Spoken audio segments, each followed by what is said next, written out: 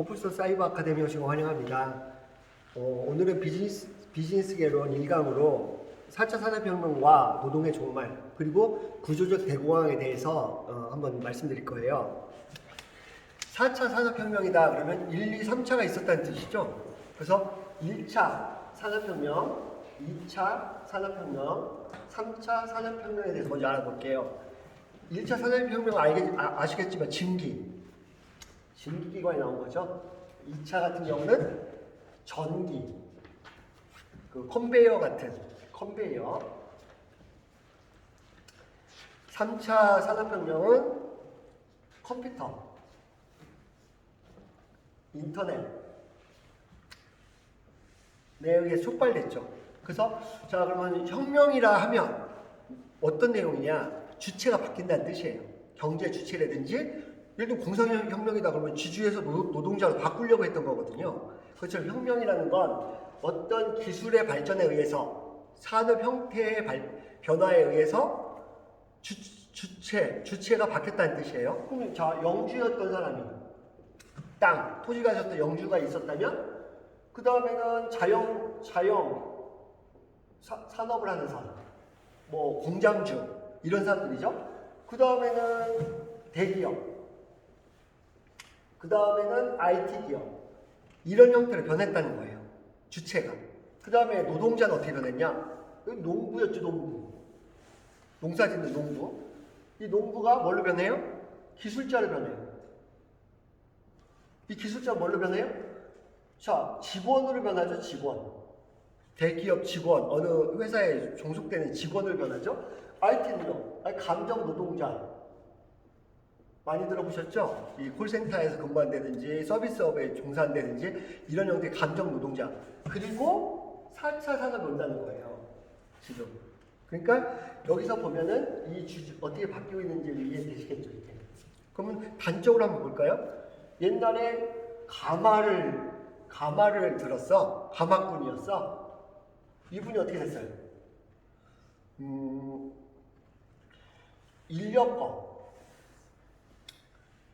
인력거를 끌어요. 그러고 나서 택시기사가 되죠. 그리고 카카오 택시기사가 되죠. 그리고 뭐가 되냐는 거예요. 뭐가 돼요? 무인자동차가 온다는 거예요. 4차 산업은. 그래서 뭐가? 일자리가 없어져 버린다는 거죠. 이게 4차 산업이라는 건. 그래서 자, 1, 2, 3차를 거치면서 부가 변하고 있었어요. 그럼 부자는 어떻게 변했냐? 여기서는 땅을 갖고 있었던 사람들이에요. 토지. 근데 여기서는 어떤 사람들이 부자가 됐냐? 유럽에서 보면 유럽의 부자들이요. 그 가문에 깃발이 있어요. 근데 그 깃발에 하나같이 빠지지 않는 게 있어요. 뭐예요? 양 모양이에요. 양. 무슨 뜻이에요? 방직기가 나오면서 양모 소비가 엄청나게 늘어요.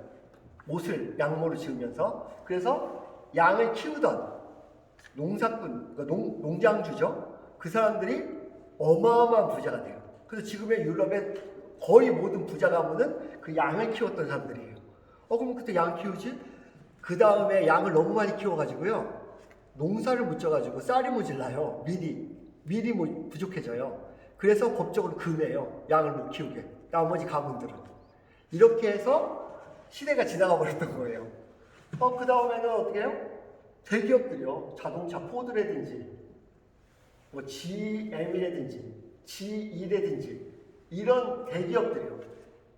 전성시대가 오죠. 그 다음은 뭐예요? 잘 아시겠지만 뭐 마이크로소프트 이런 거 뭐 예를 들면 아이폰 스티브 잡스 이런 사람들이 부자가 되는 거죠. 4차 산업은 누가 부자가 되냐는 거예요. 지금. 그래서 부가 이동하고 있었던 거예요. 토지를 갖고 있던 사람들이 공장을 갖게 되고 그 공장이 대기업이 되고 그리고 그게 IT 산업이 되고 이렇게 변했던 거예요. 물론 노동자는 이렇게 변했고요.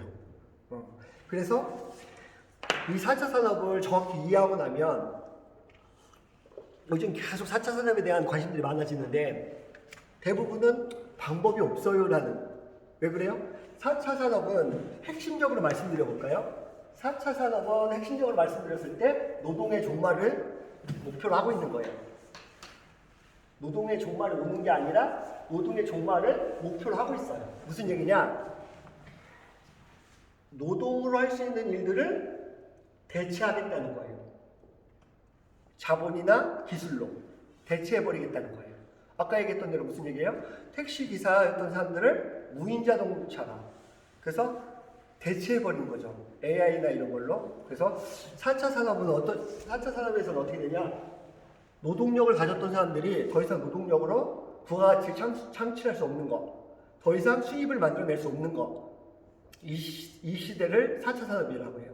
의사 같은 경우는 로봇 캡슐 안에 들어가가지고요, 모든 것들을 다 검진해요. 사람들이. 의사가 알지도 못하는 것들까지. 이렇게 해서 대체돼 버린다는 거예요. 이렇게요? 그래서 4차 산업은 노동의 종말로 이어지는데 더 큰 문제는 뭐냐? 그러면 노동이 다 없어지는데 어떻게 하냐? 물론 나중에는 뭐가 와요? 기본소득이라는 게 와요. 그래서 기본소득을 받아서 먹고 살게 할 수밖에 없다는 거예요. 대부분의 국민들이 이제 실직자가 돼버리니까. 그런데 가장 큰 문제는 뭐냐? 자, 이렇게 고용이 100%였다고 하면 0%까지 줄어든다는 거예요. 고용은. 그래서 자, 모두가 고용돼 있거나 노동에 의해서 모든 일들이 이루어지고 있었는데 나중에는 노동이 필요 없는 시대로 이동한다는 거예요. 이렇게. 그래서 얘를 반절이라고 따지면 반절 이하로 내려가야, 예를 들면 20%나 이렇게 노동하는 사람이 20%밖에 안 나왔다는 거예요. 노동 못하는 사람들이 80%고. 이해되세요? 그러면 이 80%가 투표를 할 거 아니겠어요? 우리는 일자리가 없다고. 이러면서 뭐가 나와요? 기본소득이라는 게 만들어주게 돼 있어요. 왜냐면 일자리 다 잃었으니까요. 그런데 이 50% 이전을 보시면 일하는 사람들이 더 많죠. 그럼 일하는 사람들이 많고 일하지 않는 사람들, 그러니까 실직한 사람들이 적었을 때 이건 정서적인 저항에 부닥친다는 거예요. 나는 일을 하고 있는데 일하지 않는 사람들도 그냥 서명을 준단 말이야? 이렇게. 그리고 수적으로도 많고요. 그러다 보니까 여기서부터 이 정도까지는 어떤 일이 벌어질까요? 일자리는 줄어들고 소득은 줄어드는데 기본소득은 준비가 안 됐어요. 아직. 그런 시대가 온다는 거예요. 이걸 뭐라고 얘기할까요? 자, 쌀농사 져가지고 쌀농사 다 떨어졌는데 보리 날 때까지 먹을 게 없어요. 이걸 뭐라고 얘기했어요? 보릿고개라고 얘기했죠. 보릿고개가 온다는 거예요. 응? 일자리는 많은 사람이 잃었고 경쟁이 심해졌는데 기본소득이나 나라의 복지는 아직 나타나지 않았어. 이런 게 보릿고개라는 거예요. 여러분이 살 기간은 그 보릿고개에 속할 수도 있다는 거예요. 그래서 일자리는 확 줄어들고 기본소득, 아까 복지제도들, 복지라고 할 수도 없죠. 이제 경제적으로 나한테 지원할 수 있는 돈들은 아직 준비가 안 돼 있는 시대. 이때가 여러분한테 닥친 재앙이라는 거예요. 자, 그리고 문제는 뭐냐? 옛날에 대공황이라는 게 있었어요. 1929년에 어떤 이유에서는 생산량이 확 늘었는데, 이거 뭐 예를 들면 대기업이라든지 자동화 이런 거에 의해서 생산량이 확 늘었는데, 대량 생산에 생산량이 늘었는데 어떤 이유에서는 소비가 줄어들었어요. 뭐 전쟁이라든지 전쟁이 끝나고 뭐 이런 일들 때문에 어떤 이유에서는 생산이 줄어들면서 막 물건을 만들어내는데 살 사람이 없는 거예요. 그러면 회사는 도산하겠죠. 이게 이제 대공황이 시작됐는데 10년 이상 갔어요. 이게. 그러면서 대량 실직. 그래서 엄청난 실직을 일으킨 게 이때와 그 다음에 금융 사태.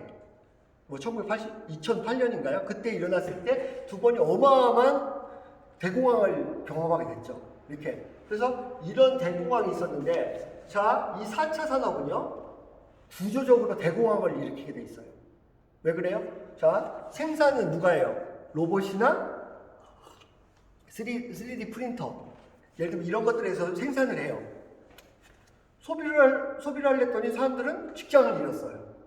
그러면서 소비가 위축돼 버릴 거 아니겠어요? 그러면 뭐가 일어나요? 대공황이 일어나는데 그게 옛날에는 일시적이었다면 이건 구조적이라는 거예요. 구조적으로 대공황이 생길 수밖에 없는 형태라는 거예요. 그래서 이때는 어떻게 해요? 이 사람들한테 배급해줬죠, 배급. 밀가루 같은 거 이렇게 배급해줬어요. 굶어 죽으니까요. 직장 몽땅 다 잃었어. 그래서 있는 사람들한테 배급해주고 조금 먹고 살 돈 주고 이렇게 했던 거예요. 이렇게. 이때는 뭐가 온다고요? 기본소득이 온다고요. 이렇게. 그럼 이 기본소득을 기다려야 되는데 아까 말씀드렸던 것처럼 많은 숫자가 직장을 잃어야 기본소득이 일반화된다는 거예요. 이렇게. 그래서 그 문제에 또 하나 부닥치게 된다는 거예요. 그래서 이때 만들어졌던 게 뉴딜 정책이에요. 카드의 패를 새로 바꾼다. 새로운 것들을 이제 우대한다. 이렇게 해서 뉴딜이었고요. 지금 정부에서 하는 게 뭐예요? 그린 뉴딜. 딱 나왔죠. 그래서 야, 그럼 어떤 차이가 있냐? 이때 뉴딜은요, 무조건 일자리를 만드는 거였어요. 어떤 일을 만들어가지고 세금 막 걷어서 일자리를 만들었던 거였어요. 근데 이 뉴딜은 어떤 거냐? 4차 산업을 지원하는 거예요. 4차 산업을 지원하는 뉴딜인 거예요. 그럼 국가 경쟁력을 높이고 기업 경쟁력을 높이고 이런 형태인 거예요. 일자리는요, 4차 산업은 일자리를 줄이는 형태로 된다고요. 무조건. 그래서 4차 산업에서 일자리 늘리겠다 이렇게 접근하다 보니까 모든 데서 답이 없다라는 표현을 쓰게 된 거예요. 왜? 4차 산업은 그걸 대체하려고 하는 거거든요. 예를 들면 교수님이 강의하셔요? 대체해요. 동영상이라든지 AI로. 그래서 전 세계 사람들이 한 사람의 동영상으로 가상현실로 해가지고 강의를 듣고 그분한테 그 학생들이 10만 명이에요. 그리고 나머지는 없어진다는 거예요. 그럼 학교는요? 대학교는 없어지죠. 백화점은요? 가상현실 때문에 없어지죠. 그래서 지금 이미 실험이 끝났던 실험을 했던 게 어떻게 실험을 했냐? 아마존이라는 회사에서 어떤 실험을 했냐? 이런 실험을 했어요. 소비자가 주문을 해요. 이렇게. 그러면 AI가 주문을 받아요. AI가 인공지능이죠. 그래서 여기서 로봇하고 3D 프린터로 제품을 생산해요. 이렇게 생산 해가지고 얘가 무인 자동차로 집화장에 갖다 놔요. 집화장에. 자, 무인 드론으로 소비자한테 배달해요. 이걸 끝냈어요. 테스트를. 법적으로만 이제 지원해주면 돼요. 여기에 사람은요, 소비자밖에 없어요. 모두가 자동화되어 있어요. 여기서 코드가 딱 만들어지고 그 코드에 의해서 이 사람한테 가는 데까지 사람이 한 명도 안 거치는 게 테스트로 끝났어요. 자, 이런 시대가 보면, 자, 어떻게 되겠어요? 노동이? 한번 보세요. 여기 콜센터 여직원, 여기 생산직 직원들, 그 다음에 여기 운전자들, 여기 집화장에서 일했던 사람들, 직원들, 여기 배달업체 직원들, 모두 사람이었죠. 이 모든 노동이 어떻게 된다? 종말에 부하게 된다. 그게 4차 산업의 목표다. 지금. 그래서 이런 일들이 일어나게 준비되고 있다는 거예요. 그리고 구조적 대공황은 지금 시작에 들어갔고요. 자, 여러분들은 이제 3차 산업에서 4차 산업을 가는 혁명적인 시기에 맞이했다는 거예요, 지금. 그럼 여러분들 어떻게 해야 돼요? 준비하셔야 된다는 거예요. 어떤 걸? 4차 산업을 어떻게 맞이할 건가? 나는 어떤 입장으로, 그리고 4차 산업 어떻게 이해할 것인가에 대해서 한번 깊이 고민하시는 시간이 됐으면 좋겠습니다. 예, 마치겠습니다.